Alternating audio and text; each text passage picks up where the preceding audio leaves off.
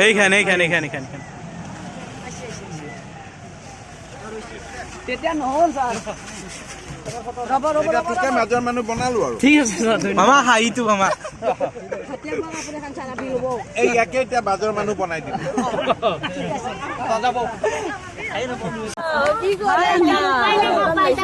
বহুবাৰা নদীত অলপ গণগলীয়া এইটো চিধা কৰি দিওঁ ৰক্তিত অলপ দে মাই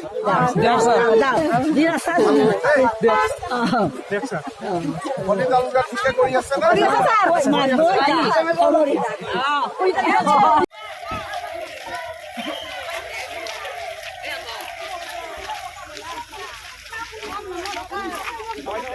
চাব যাব নোৱাৰো আপোনালোকৰ পৰা কথাটো শুনি লওঁ